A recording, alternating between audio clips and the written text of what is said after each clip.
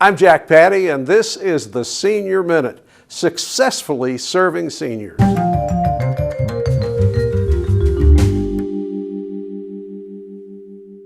Welcome to the Senior Minute. I'm Christy Stambaugh, Director of Aging and Disability Services, and today with me I have Hal Bailie. He is the Manager for Long-Range Planning with the City of Lexington. Hal, we work together a lot. It's just nice to see you today. Nice to see you, and thank you for having me. Sure. Today we're going to talk about accessory dwelling units. What the heck are they?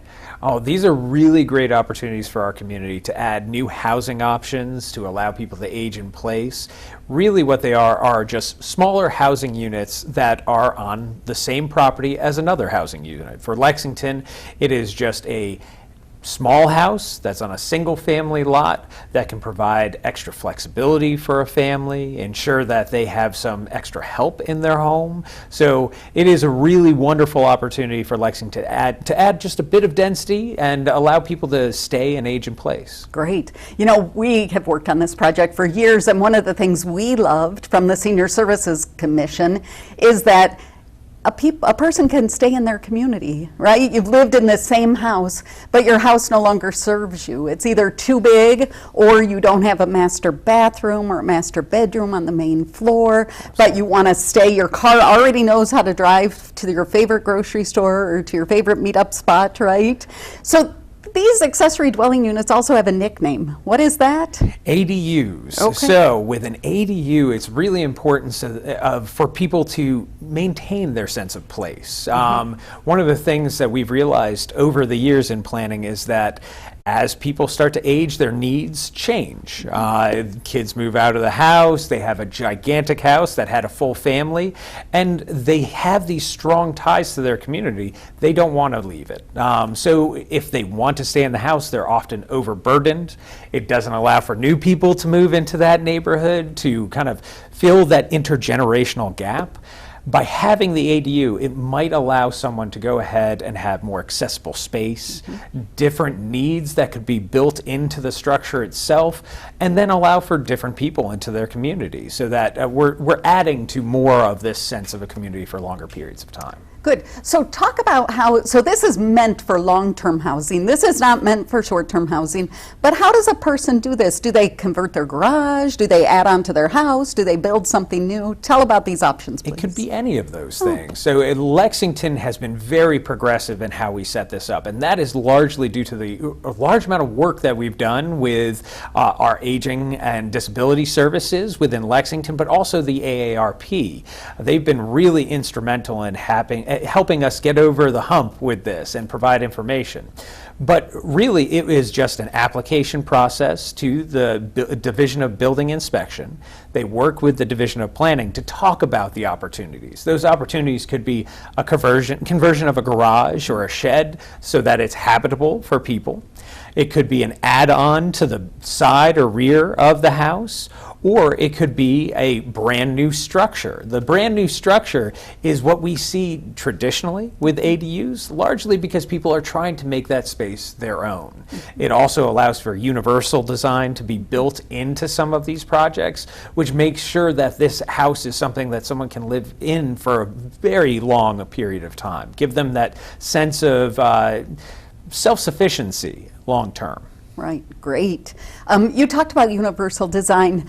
Tell me, well, what we like is to avoid steps as we get older, right? Yes. So will you talk about how some of that can be accomplished? So working with a design professional, we can make sure that we have ramps that are adequate to get into housing, making sure that doorways are wide enough for someone with a wheelchair to get into and out of their home, any type of walking device, making sure there aren't those bumps that people are having a hard time getting over. When we are looking at some of our older housing stock, there's often a lot of upstairs, downstairs, and that's some of the really wonderful things about an accessory dwelling unit for new construction all too often, is that you can go ahead, make it a single level, make sure that you are adding all the railings and all the other things that you would need to be in that space for a longer period of time.